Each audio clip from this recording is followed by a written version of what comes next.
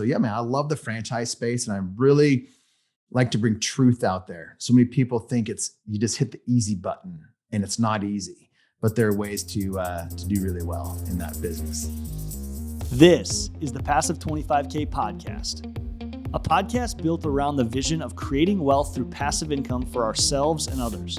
The idea of creating income while you sleep seems like a dream come true, but for most professionals, turning this into a reality is a different story. On this show, you will hear real people breaking passive income streams down to the basics, giving you the next steps to start your own passive income journey. If you're new to the show, my name is Kyle Reedstrom from Fargo, North Dakota, where I get to work with my team of agents and investors each day to complete our goal of $25,000 a month in passive income. Now, let's get right into our next conversation. This is the Passive 25K podcast with Kyle Reedstrom, home of cashflow coaching. If you're looking for that one-on-one coaching aspect of getting your passive income journey started, check out our website for cashflow coaching. Also home of Passive Income University, our one-stop shop for all things passive income. Definitely check us out, guys. But today, episode 25, launching your first franchise with my friend, fellow front row dad, Erik Van Horn. Erik, great to have you on, man. Dude, Kyle, so good to be here. I've been looking forward to this. Yeah, man. The thing about you, Erik, is when I mentioned the word franchising and when we had this come up where we wanted to have a franchise podcast because we had people that are curious about this. This is an interesting form of investing, of a passive income. Your name kept coming up, man. So I think of you as the guy in the franchising world from a lot of people that I'm connected with and beyond. I mean, some of your credentials too. You've had a franchise with 42 different locations, 7 different brands. You've been a franchisor, which I always love. Erik's a great social media follow with, he always talks about Z's and Zors, franchisees and franchisors. I finally caught on to that. You had an 8-figure exit on this. You run a mastermind called Tribe of Investors. You have an awesome podcast in this space, Franchise Secrets Podcast. Man, so Erik, I'm going to let you introduce yourself a little bit, but I just wanted to speak to your credibility in this space a little bit, man. Tell us a little bit about yourself. Dude, I appreciate it. I got a good story of how I got into it from a real estate deal, buying a house from a lady that it was just an amazing deal. But that's how I first got started. We can dive into that if you want. But yeah, I've been in franchising for about 20 plus years. Like you said, a franchisee. Inside baseball is Z for a franchisee, Zor for a franchisor. Yes. I've done it. When I first got started, I did it the E-Myth way. Like the brand that I was involved with was always talking about the E-Myth. Michael Gerber came and spoke at the first convention that I was at with them. So I was always thinking about working on my business, not in your business, which doesn't mean it's semi-absentee or absentee or passive. It's just, you're working on it versus in it. So that was kind of my introduction. And it was a brand, it was in the tax business. And I've never done a tax return. I've prepared tax returns. I've never done that. I was a marketing guy. So I considered that a marketing business. So I wasn't in the weeds in that business. And then every business that I got into after that, I wanted to become less active in that particular business. And really kind of the most passive business that I purchased as a franchisee was in the Sola Salon. It was called Sola Salons. It was salon suite category, which is more of a real estate play than a franchise play. And that one we had 12 different locations in Orange County. And we had like 5 or 6 full-time people running that organization for me and my 3 business partners. And we would meet once a week with them.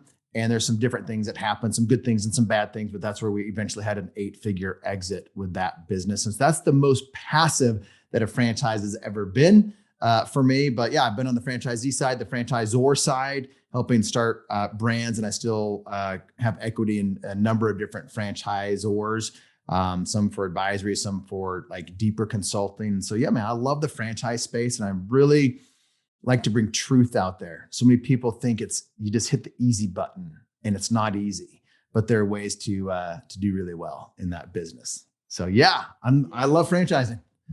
Man, and I feel like that's the value that I really want to tap into today for our audience is you have seen this business model, this revenue stream, this whole sector, if you will, from every different angle. You have so much perspective behind it. And I love that you brought up the E-Myth, by the way.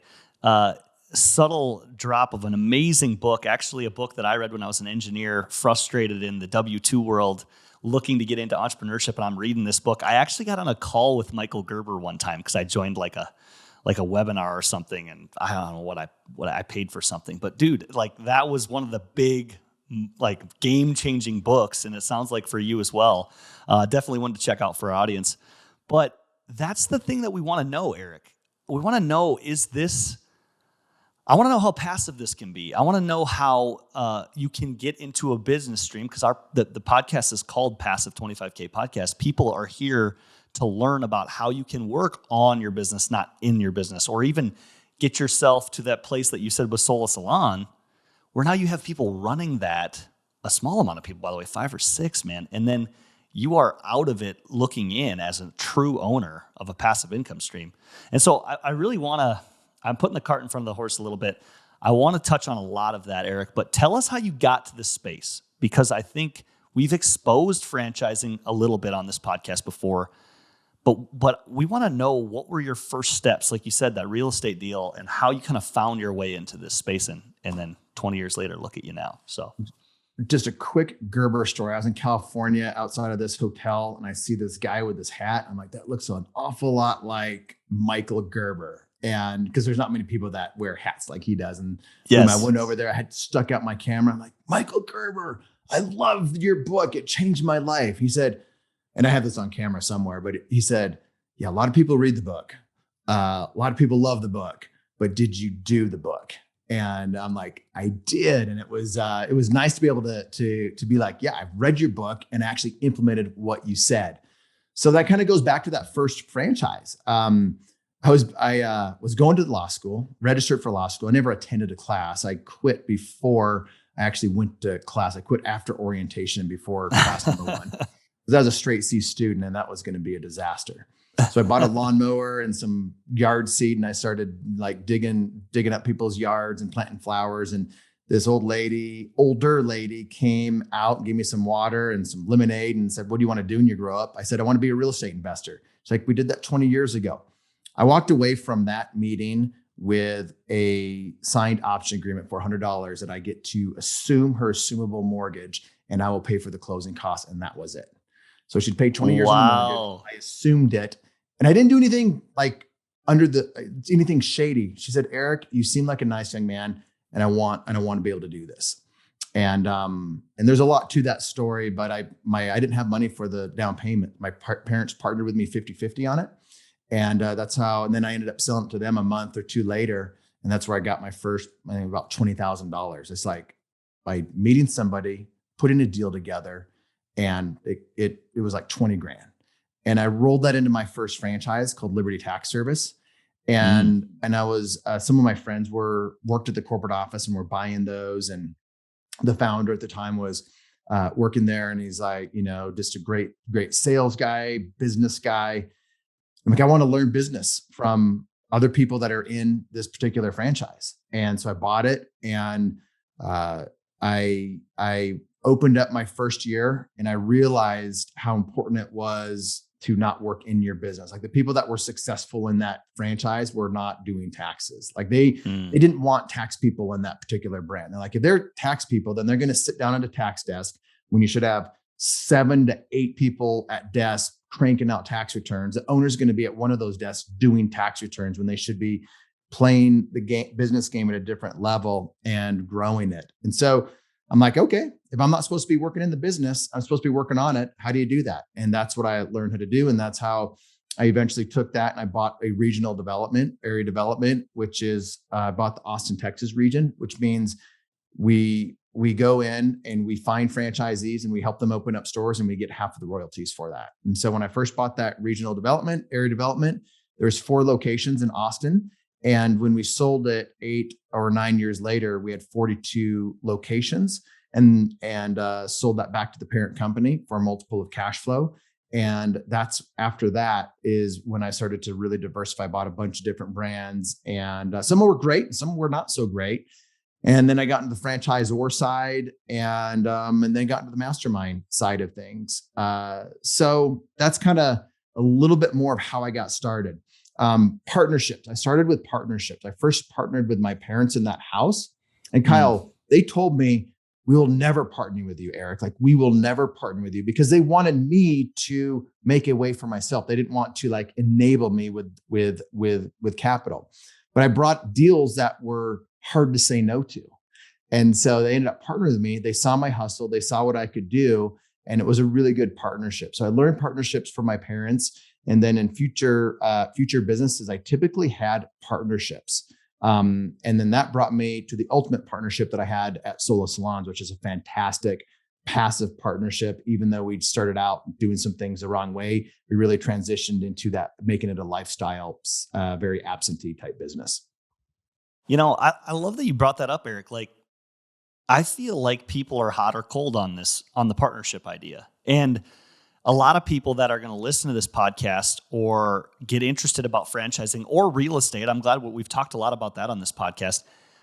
We hit the cash requirement, or we hit a barrier financially, and it stops all progress, right? Well, an answer to solve that hurdle is partnering. Can you dive into, as much as you want to share, Erik, but like, you told us about how you partnered with your parents on that real estate deal. And then as you kind of formed these, do you have a simple structure for this? Is it always different? Do you have any advice for people that are maybe saying, well, I'd love to start a franchise, or I have an access to start a franchise, but don't have the money. And then it stops there, right? Like, that didn't stop you. Touch on that a little bit. I was on I've got the hustle. I've got the ability to take risks. I've got the ability to work a lot of hours. I didn't have the capital. So I needed a capital partner, and I wanted to be generous to them. So what I did with my parents, and if they hadn't done it, my real estate broker at the time would have. But I said, you guys put up the $5,000 closing costs, which is I think it was about 5,000. You put that up. When we sell it, I will pay you back 50% of that. So I didn't ask them to put up the whole thing. I said, we'll partner on this thing 50-50. I found the deal. You put up the capital, I'll pay you back. And I wanted this to be a fair deal for everybody. So what I've learned in partnerships, a number of different things, but one is if someone can look at it from multiple perspectives. If I'm looking at it from my perspective, and I'm also looking at it from their perspective as the money partner, the operating partner, I want to be able to see things from their perspective. If they can't do that in return, it's probably the wrong partnership. Because in a partnership, I really think that in a partnership, you create a new entity, this new partnership.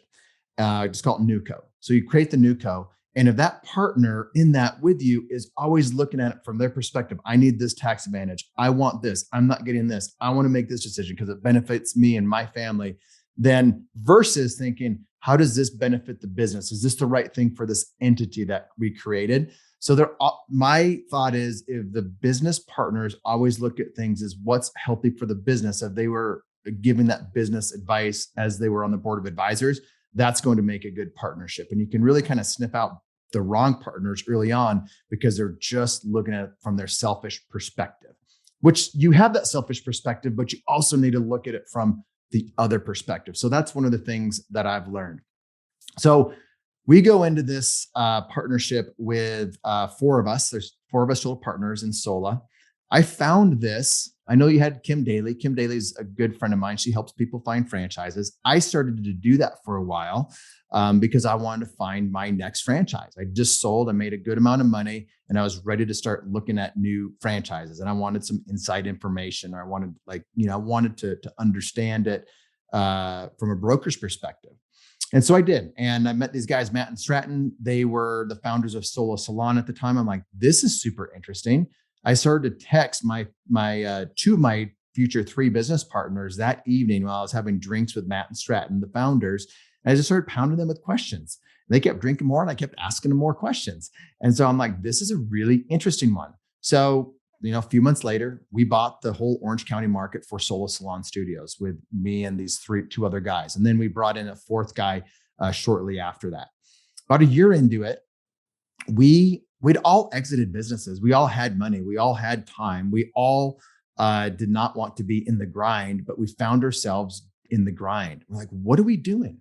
And we were on a call and we said, what if we each paid, could we find a good partner or a ops person for 120 grand?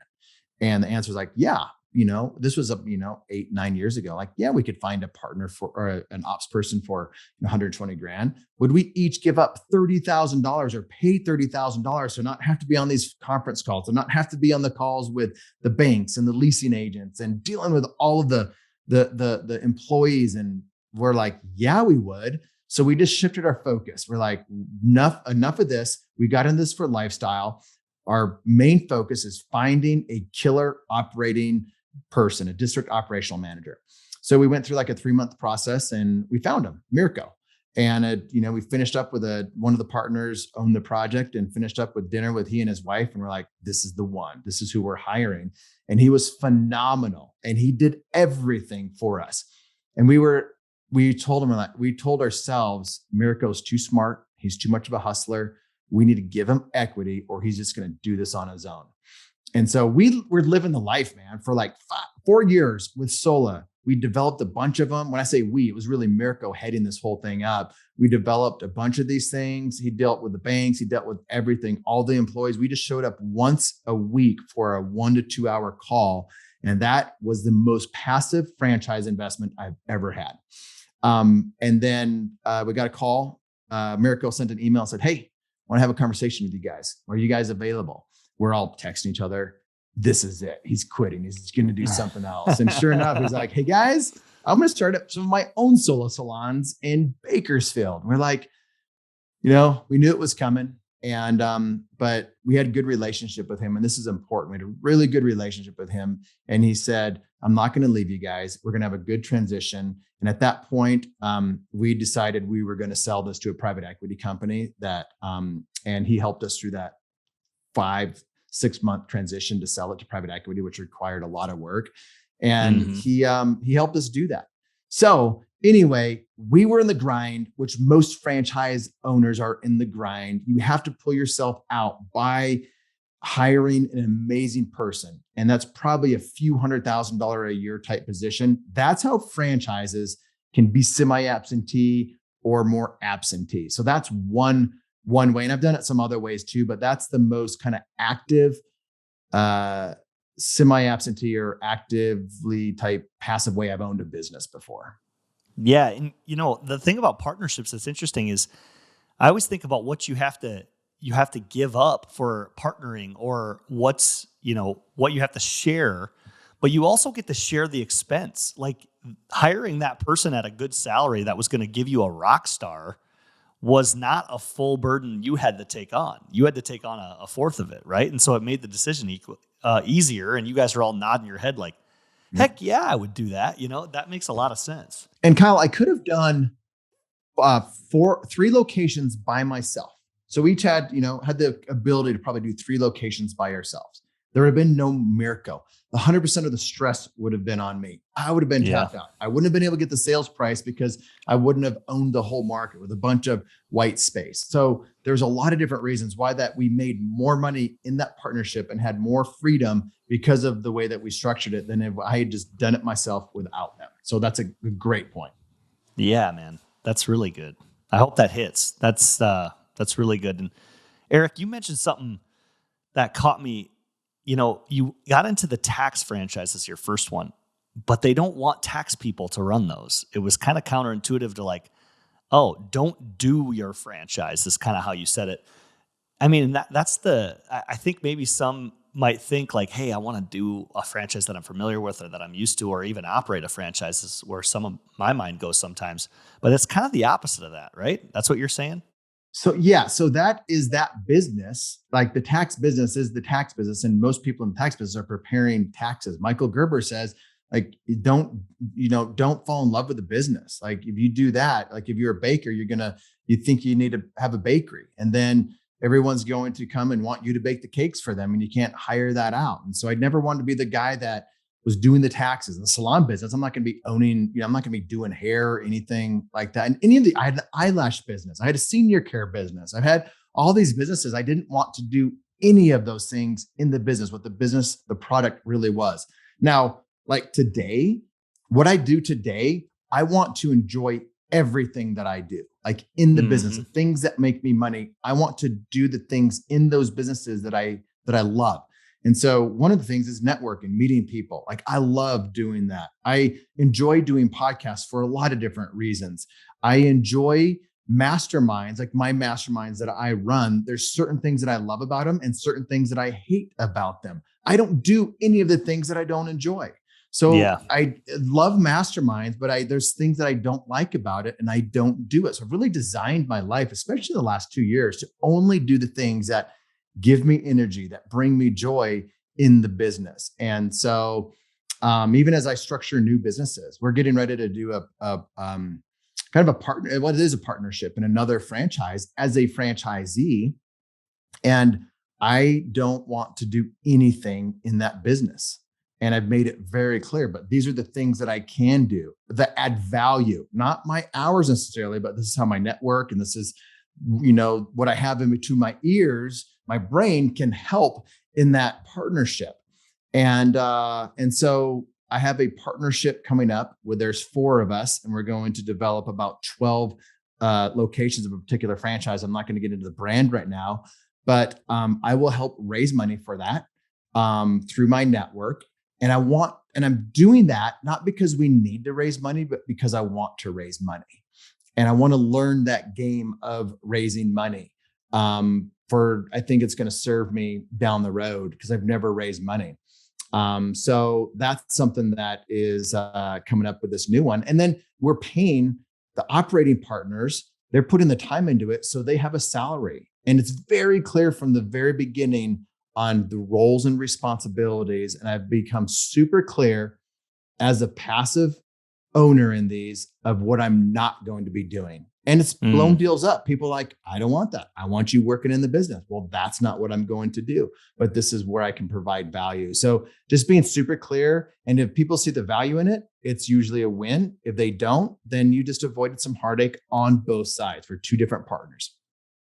Yeah, and this could be really, really sage advice for anybody that's considering this, that's listening to this, because I know how I work, and that would be to get excited and start getting your hands on all the knobs and the steering wheel of a business that you're bringing or starting multiple locations for, right? But what you're saying is the best thing you could ever do is to set clear standards for the work you're not going to do in this franchise is really what, and that's what the whole goal is. I think you get distracted by shiny objects when a lot of people that are listening, including myself, have a vision for a passive income goal. You have a finish line you're trying to chase, but the minute you start getting off kilter and you start getting involved in that business because you have a certain skill or a certain way you can impact that business by donating your time or energy to it, man, that's where you can wake up and find yourself as an operator, right? And it just sounds like you've done a really good job of staying in the ownership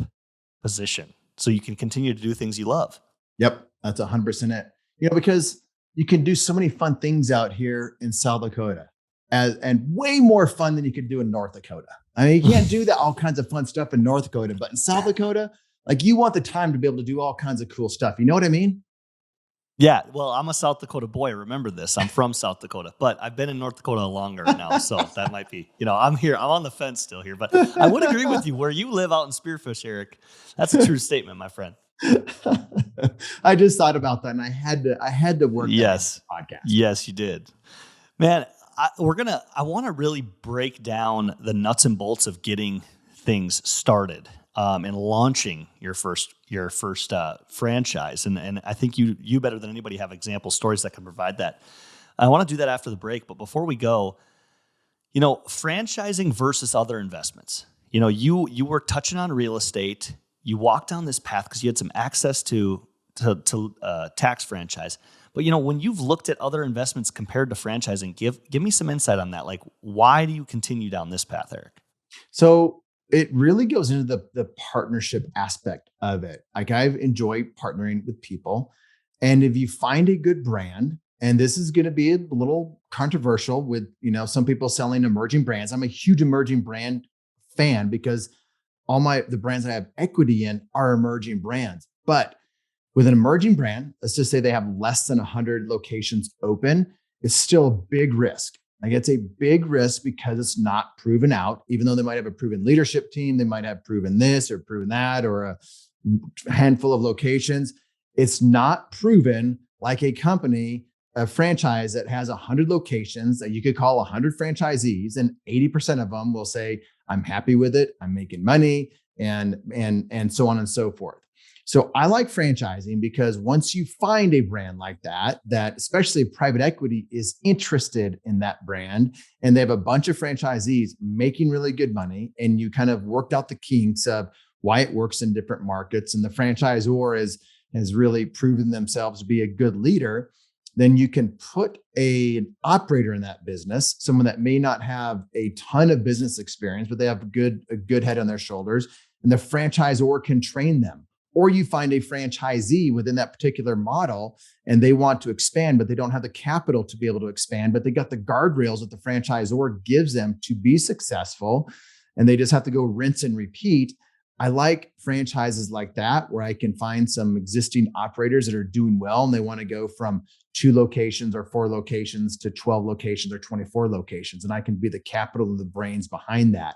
So that's one of the reasons I like franchises. Now, as a new person that's never owned a business before, going into a franchise, you get a lot of the coaching, you get a lot of the help from that particular franchise. But if you are too entrepreneurial, then it's not as good because you're going to want to do things your way and not their way. And you'll butt heads with the franchisor, and that's where it's not great. So where I am today, Kyle, I would not make a good franchisee, owner, operator. Like, I would be the worst franchisee that a franchisor would want. But if I'm sitting back passively and I'm injecting capital into successful brands with proven operators, I'm a great partner for that. I'm great. Like from the entrepreneurial standpoint, that's why I like helping emerging brands at the franchisor level, where I have equity in different brands and brands pay me to help them. I love doing that because I can have impact on their brands that will really ultimately help their franchisees as they continue to grow that brand. So those, but yeah, I think about it sometimes. If I had gone into real estate, like if I had doubled down in real estate, I bought a handful of investment properties as I was building up my franchises. I wonder what path I would be on today. I might have a podcast more like yours versus a podcast on franchising.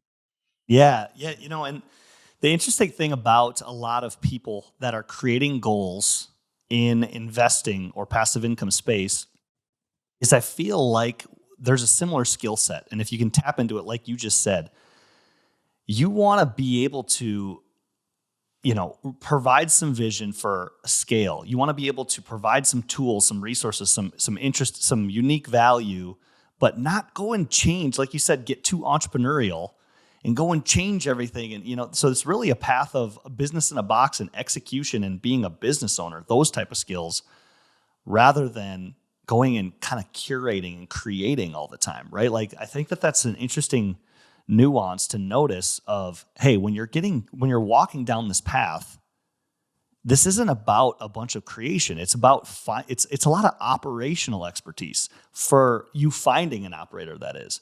That's the biggest skill. And I think for people that want to get passive, man, it's a who, not how thing. Yep. And you're going to find somebody that's like your, I forget his name now, Merrick. They operated Mirko. Mirko. Finding Mirko is the skill in this, isn't it, Eric? That's a huge part of this. Finding the right brand and the right operator. And the hard thing is, they don't always come at the same time. People want you to, the franchisors want you to buy the brand and you to run it. Rarely will they be like, oh, you have an operator, let's kind of go down this path together, knowing that you're the money and they're the operator. Like, that rarely works out. So I know some other folks that are finding operators and then they already have a brand that they know about and they just plug them into that same brand. And that's probably the better way to do it. Huh. Okay.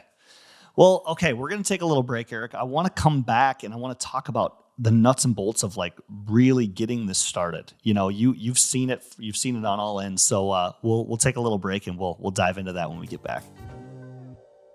Hey, wanted to take a quick break from this week's episode, wondering if you've been asking yourself the question, how do I get started in this stuff? Or what are the next steps? Or where are people that are thinking the same way I am or that are already doing this stuff? People that are on their passive income journey.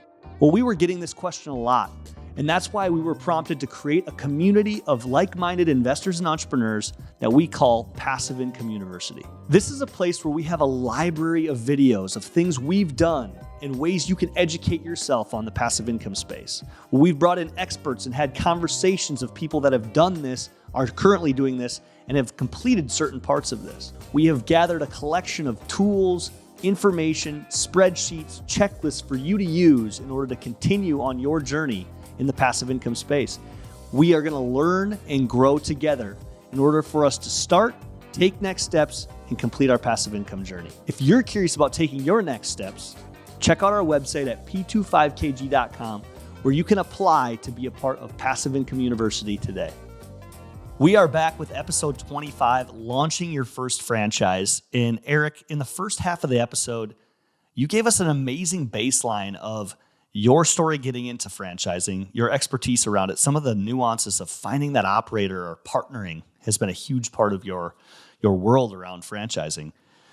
But I want to take this back and reverse engineer this thing. For what you know about franchising, if someone's sitting in front of you, which I'm sure you get, people come to you and say, hey, I've been thinking about getting into this franchise, or how do I find my first franchise, or even finding that brand, or what are some first steps? I always like to give people, some action items from listening to these. So I'll let you roll with that a little bit, Erik. So I'd listen to my podcast, Franchise Secrets, listen to a number of different podcasts out there in franchising, just to kind of understand some different brands out there. 5 years ago, nobody had a podcast on franchising. Now there's some good ones out there. So just if you're thinking about a brand that comes to mind, just Google that brand and podcast and see what comes up so you can start to learn about that brand without inquiring online or anything like that. So that's probably step number one. Just like if you think about some brands, and then you might realize, which most people do, like, ooh, I really don't want to do that. If you're getting into the food business, you're probably going to be flipping burgers and doing some different things. And people, that's not, or you're dealing with low wage employees, high turnover, things like that. And you'd be like, ooh, I thought that looked cool having a really neat food brand or QSR or dessert thing, but I don't want high employee turnover. That might be a deal breaker. And you might understand that through a podcast versus just marketing material out there online. So nice. I would just start to do that. And then realize. Erik, real quick, I want to, you mentioned so there's curiosity around brands. And I think that's a huge part of this because there are a million franchises out there, right? So do you have you said you're into a lot of emerging brands. I'm wondering if you have any other tactics you use to look at different opportunities. So I'll get into tactics, but this is where everybody starts, Kyle. Everybody's like, I'm thinking about a Subway or a Five Guys or some of these different things. So do a little bit of research and listen to the founder or somebody there so you can really start to understand, is that what you want? Because as soon as you make an inquiry online to a franchise broker, franchise consultant, brand, you are getting sold to, period. You're getting sold to. So if you don't want to get into that sales mode right away, do some research. And I think podcasts are probably the best way to research it. And all these founders are trying to get on podcasts these days. So that's step number one. Then you can really need to ask yourself three questions. How much money do you have? And I'd say if you don't have $100,000 of liquid capital, you probably shouldn't be looking to buy a franchise.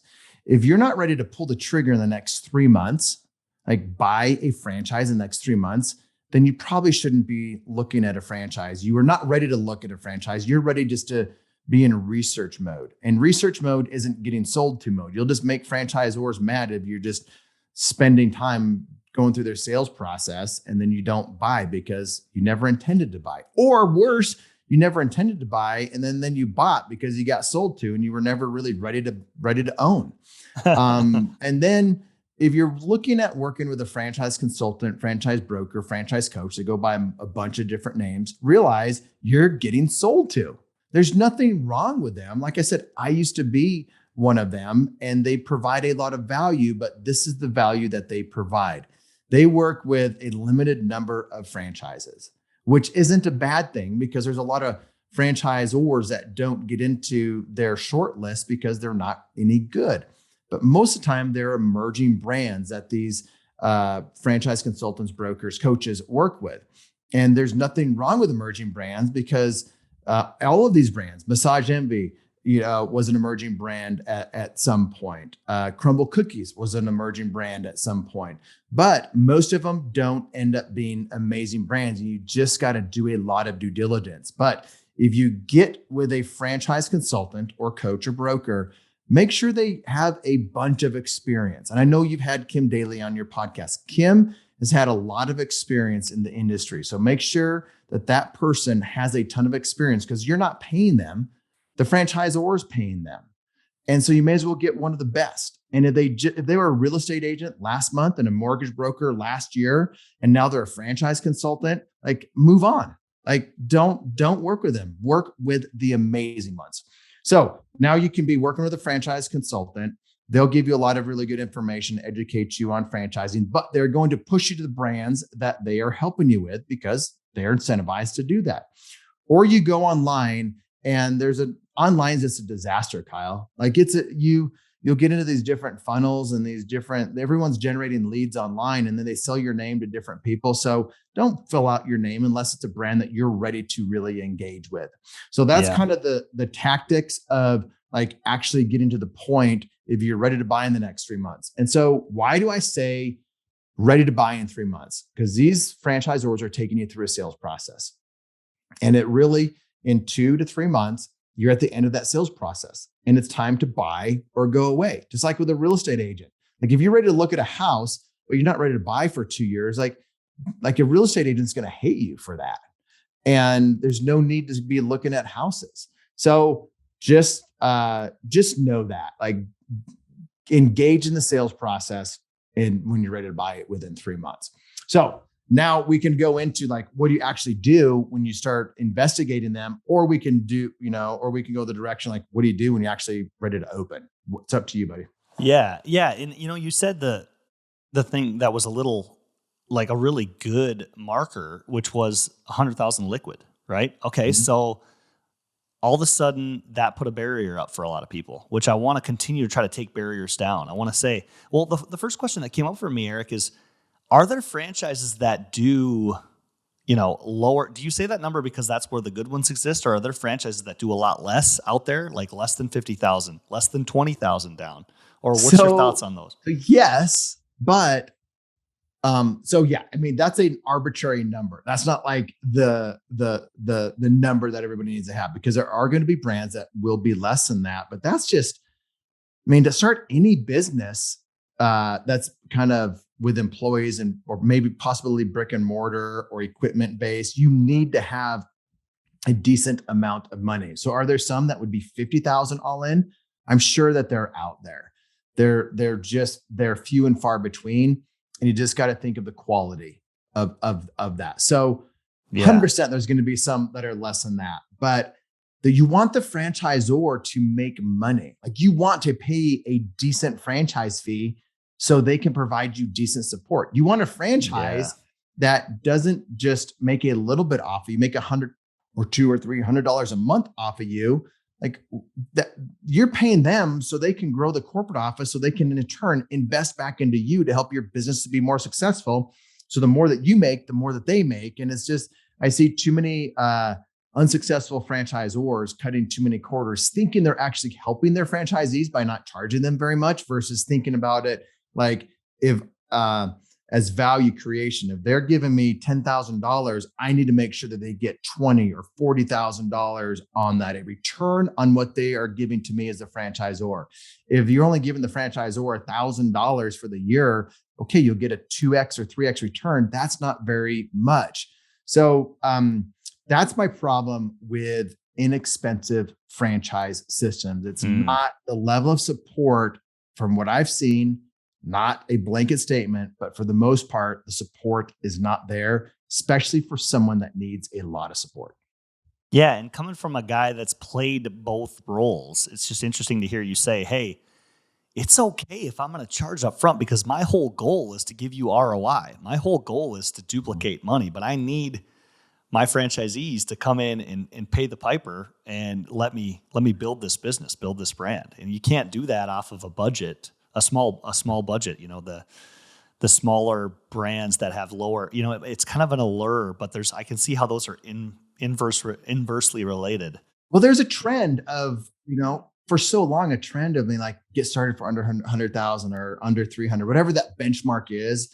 You tried to come under that so you could get more leads to be able to sell more franchises. And I see a trend going a different way. Like, no, instead of saying it's $200,000 to open, let's say it's 300. We're weeding out some people that probably don't have deep enough pockets. We're getting a higher quality franchisee, and we are front loading marketing so they know that they should be spending an extra $50,000 versus $5,000 in marketing, which will ramp up their business and it's better for them. So a lot of it's just the right expectations to build a really good business versus just, bootstrapping everything.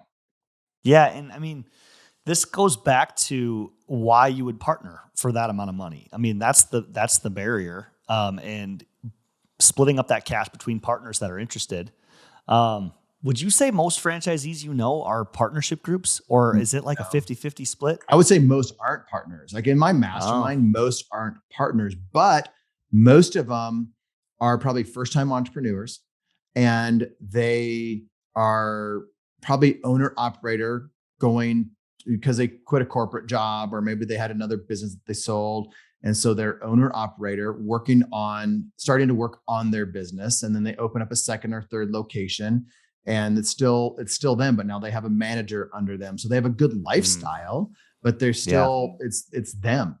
And that's probably most of the people in my mastermind. On the flip side, there are some that are operating partners where they have capital being injected into it. And for that capital, they typically give up 30 to 50% of the business for the capital. Gotcha. Yeah. And I mean, that's the other thing with this is with an investment like that, I'd love to talk some numbers. I mean, if you're going to put in, and I know we're talking general on this, but let's say I invest in a franchise for, I'm putting that 100,000 liquid in. And I mean, of course, location and brand and everything, but I want to give people some kind of thing to grasp onto for your return on your investment. What are we talking? I'm so used to looking at real estate, 15 to 25% cash on cash. You're feeling pretty good. I'm sure you've seen all the spectrum. Do you have any examples you could provide, or any sort of numbers would be amazing, Erik? So let's talk about a deal. I'd love to get your kind of feedback on it. So $300,000 all in, $200,000 loan, $100,000 of your capital going into it. And what if you could make $30,000 net profit by putting in, just call it 10 to 20 hours a week, $20,000 to $30,000 net your first year, maybe 80 to 100 your second year, and 150 year 3, and so forth. And year number 2 and 3, you're probably putting 10 hours into that business. What does that look like to you? If you were to, is that a deal that you would do, or do you think people would find that attractive? Yeah, man. And it's interesting because I'm automatically looking at it through a real estate lens. But the exponential growth is crazy to me. I mean, you're talking, you're getting 50% of your original cash in year 3, and by year 3, you're pretty much almost, you're knocking on the door of all your cash back in your pocket that you put in, including your loan. Which, we're not even talking about your hard cash with the 100,000 down. So I mean, by middle of year 2, you've got your cash back, your 100,000 back in your pocket. So I'm liking the numbers on this. Is this realistic? Yeah, I think these are good numbers too. I think for perspective, these are numbers in a brand that it's kind of proven out. It's not like this might work. Emerging brands that have 25 to 30 open locations, I would not be betting that if a handful of locations came to me and said, hey, this is what we're doing, I wouldn't bank that I could do that. I could put an operating partner in place to do that. But this is the type of deal with a brand that has 100 plus locations open. And these are the numbers that you're hearing from the majority of the franchisees there. And I will partner with franchisees that have a proven track record in this industry with this brand. This is the deal that I would do. And this is a deal. This is why I'm going to partner with them.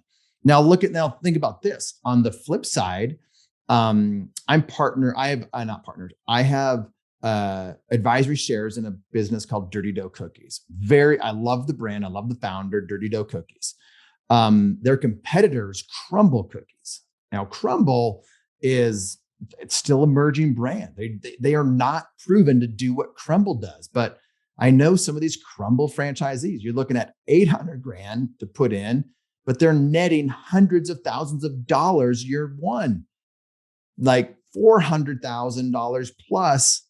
Once they've been open, they're established. Like those are crazy numbers to me.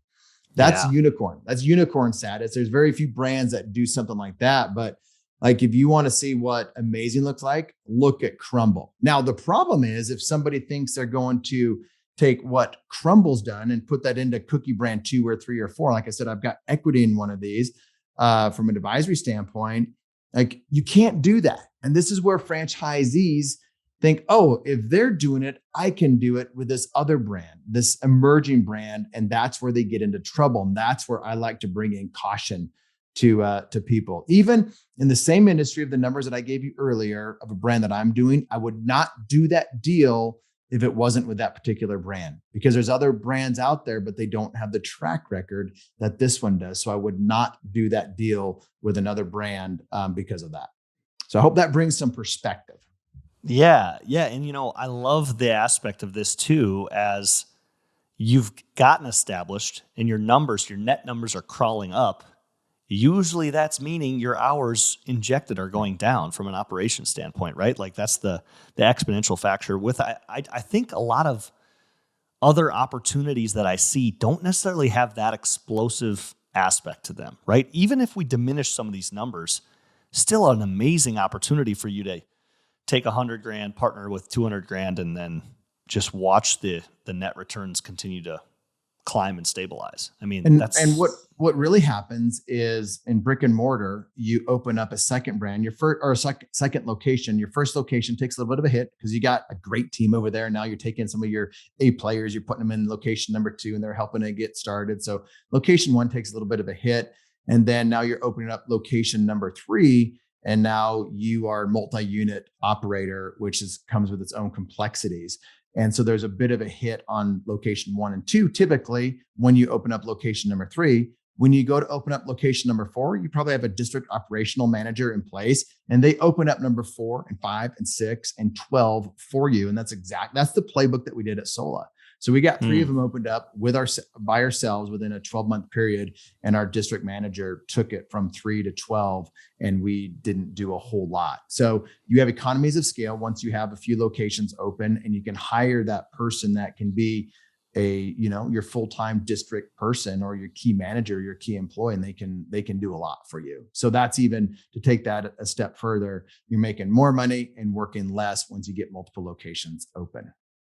And I think, I know that I'm going to leave this podcast thinking you really have to be thinking about that operator, and you really have to be thinking about scale. I mean, would you say that you should maybe not get into this world if you're just thinking about owning 1 or 2? You kind of have to scale in order to get to the place where your net that's coming in is enough to start finding that key player. I agree. But that's the risk that you take, and I think I'm a believer in taking that risk. Buy 3 right away. And that's what we did with Sola. So we're like, okay, we're going to buy 12 of these. And if it goes bad, we're going to stop at 3. If it goes well, we'll hit 8 or 9. And if it goes really well, we'll do 12. And it ended up going really well. But man, I've lost money. I've lost hundreds of thousands of dollars on brands before because I thought I knew better. And I thought I could pick emerging brands better than I really could. And I discovered things. I'm like, oh, I wish I would have known that before. So just a word of caution, we've thrown out numbers, but these are numbers of brands that have been established with franchisees that are proven it for a while. Most people that are listening, if they go buy a franchise, they'll probably buy a brand with less than 100 open locations. And that's it's the less locations, the higher risk. And just like I said, I've been in it for a long time. I've made a lot of money, but I've also taken some lumps and I've got some scars to prove it. Yeah. You have mentioned that one of your biggest plays you can make is finding somebody that knows what's going on with that franchise coach, that franchise consultant, because the due diligence process of this, the minute you jump into their sales funnel, you're getting sold to. I think that was a big aha for me. It makes sense for me to say, hey, I'm curious about one of the brands that I inquired about, which was really cool, was Reedstrom. That was kind of going around. It was really neat, kids fitness. I honestly loved it because I wanted my daughter to have that access to that, right? But then you get into that and you're talking to the people that are going to sell you on it. It's all going to sound like rainbows and butterflies when really the due diligence needs to be done with a professional, which I mean, comes back to you, a guy that's running a mastermind or a consultant that maybe doesn't have a tie to that brand, which I suppose they wouldn't work with you unless they did. Well, the best thing that you could do is find somebody that knows a franchisee there. And so they're not just telling you like they're treating you like a friend, and you have friends and you had friends that you could go to that could give you the inside scoop on what it's really like. And it's just going in with your eyes wide open. Nothing is rainbows and butterflies and unicorns. Like there's downsides to everything, and you just need to know what they are so you can make the best decision that's de-risked as much as possible, because it all comes with risk. Yeah. And I just think of that partnership, what players can be on your team that can play the roles well. And what are the strengths? What are the right people in the right seats for that partnership if you're going to get into this? Man, I really love a lot of that, Erik. And Erik, I look at you as a true entrepreneur, someone that's walked through a lot of these paths in business and different things. And so I wanted to kind of get some more resources from you for our audience. Some quick hitter questions, if you'd indulge me here. Let's do it. So let me ask you this. Well, what book are you reading right now? What's a book you're reading right now? I'm not reading a book right now. No. I don't know why. Oh, you're I'm not? I'm not reading a book right now. Well, you're on a podcast, so you're not reading a book. But I was thinking, okay, what's the? I've been listening to the podcast. I've not been reading books recently. I've been listening to podcasts more on YouTube. My favorite podcast right now is All In Podcast. So the All In podcast. Yeah, that's my favorite one. That's where I'm consuming most of my content right now. I probably have 100 books that are on my to read list. One of the Good to Great is a book that I want to go back and revisit. Is Good to Great, like a classic. Yes. Jim Collins, I think. Yep. And I want to go back and read that one. So are you someone that watches your consumption of this stuff pretty carefully? Like you don't just read to read type of thing? Yeah, I really started to protect my time more and more. I rarely do phone calls anymore. And I don't just have a bunch. If I'm reading a book or listening to a book, I'll skip stuff and I'll have a bunch of them on my Audible or different things at different times, because I'm consuming things in more bite-sized chunks. And that's why I kind of like some of these YouTube chunks now, where you can get 5 or 10 minutes and you don't have to go through a whole book. Even like I would rather go listen to an author, like Cameron Harold's coming out with a new book called Second in Command. And I'm interviewing him on my podcast tomorrow. I know we will get into a lot of his book and get really good nuggets out of that. So I would rather find a really good podcast interviewer, somebody like Kyle or Joe Rogan or somebody like that, really good. There you go. And listen to them interview an author and get some nuggets out of that, and then go read that book if I really want to do a deep dive. Nice. That's good advice. Best business advice that you've ever received? This is kind of business / personal. Once you hit a level of income and you start making more, like you make your first 100,000 or your first million, don't change your lifestyle for a year. Like just settle into that and don't change your lifestyle based off of a big bump in money. Cause I remember back in my early 20s when I made my first 100 grand, I'm like, wow, I've never made this before. I'm rich. And then somebody told me, like, Erik, I know you're selling franchise and you're making really good money right now, and you've never made this kind of money in your life before. Just don't change your lifestyle. And it came from somebody that lived that advice, and I saw how successful he was, and so I took that to heart. And I still think about that often. Man, that's really good advice, because a lot of people, a lot of listeners, a lot of us out there have a goal. And if you have clear goals and you have that vivid vision, you're bound to hit it. But then take a year, give yourself some time to like assess instead of elevating to this new place. I really love that. Going back to some franchise resources, Obviously, the Franchise Secret podcast is on the list, but any books or other podcasts that you would recommend people if they're really curious about this franchise stuff? I would get into my Facebook. I get into my Facebook group called, just go to franchisesecretsgroup.com and it'll take you to the Facebook group. There's over 4,000 people in there and I moderate it pretty heavily. I don't let people sell to you. So it's a good place to ask questions. And if you're looking at franchises for franchisees already or franchisors, it's a really good, helpful Facebook group. The Wolf of Franchising is an interesting one. He's kind of partnered with Workweek. I know the guy. He kind of has, nobody knows who he is.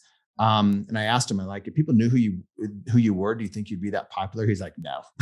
So he's got this persona, but he has some really good content. So the Wolf of Franchising is probably a pretty good one to listen to or watch and consume content. He's on Twitter. I'm not active on Twitter, so yeah, I would say he's a really solid one. Franchisors, if you are wanting to understand franchising and get into that world as a franchisor, check out Springboard Conference. Lane Fisher puts on the Springboard Conference and the Unconference, and it's a really good place to kind of understand franchising. And I've had Lane on my podcast a handful of times. Franchisees, I would say Kim Daly's a really good franchise buyers. Kim Daly's a good consultant. So is Rick Bizio. They're really good friends. All three of us are really good friends, and they're competitors. So Rick Bizio is a fantastic guy. He's got probably the best book out there in buying a franchise called The Educated Franchisee. So both of those two are great people in general and great resources, Kim Daly and Rick Bizio. Wow. Yeah, great resources there, Eric. I want to learn from a mistake that you've made in the past in this world. You know, if you'd be willing to share, what's something that you've done that didn't work out, and how can we learn from it? I've got a number of them. I'll just kind of do it real fast. I didn't like something about one brand, one franchise, or something that I was involved with, and I wanted the opposite in the next franchise. And so I was running from something. I made that the thing that I didn't want in the next brand. And it really wasn't that important. It helped me make a bad decision in my next brand because I didn't want that other thing so bad. So, so that was one thing.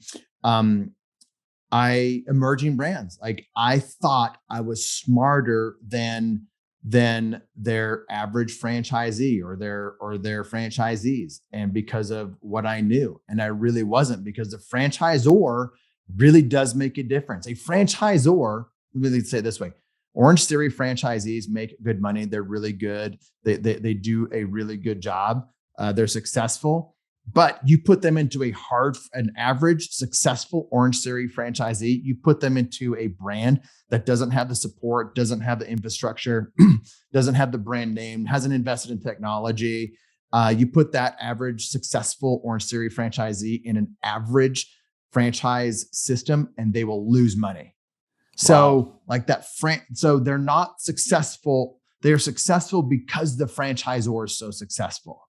So don't underestimate how a franchisor can help you become successful. We were in the tax business. The tax business was a really hard business to be successful in. A lot of us were successful in the tax business. We got into other businesses. We're like, holy cow, these other businesses are so much easier to make money in.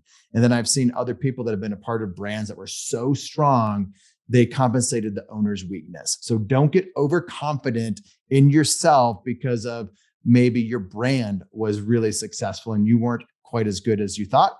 On the flip side, just because you were doing okay in a very weak franchisor, if you go to another franchisor that's really strong, you might do extremely well.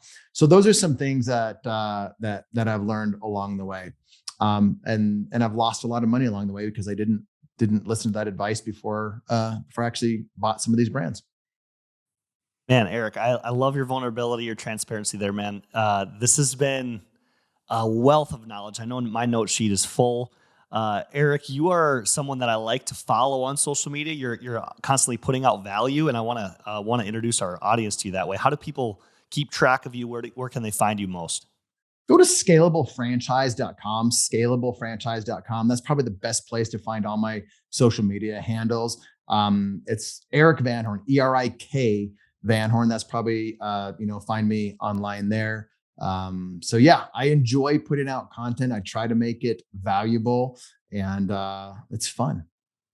Yeah, man. And you live it too. You're living a lifestyle by design, like you touched on, especially when you said these last 2 years, you've really taken that intention. So dude, just fun to see what you're up to. And thanks so much for being on the podcast, man. Hey, thanks, Kyle. It's been a blast. This has been another episode of the Passive 25K podcast with Kyle Reedstrom. If you liked what you heard today, I encourage you to subscribe to our YouTube channel and like this video so we can get more of these conversations out to people that are curious about starting their passive income journey. And if you are thinking about starting your passive income journey, the next steps are to go to our website at p25kg.com and hit apply. This will get you into our application to join our community called Passive Income University, where you can learn everything there is to know about starting and completing your passive income journey. Thanks again for tuning in. I'll catch you next time for another conversation on the Passive 25K podcast.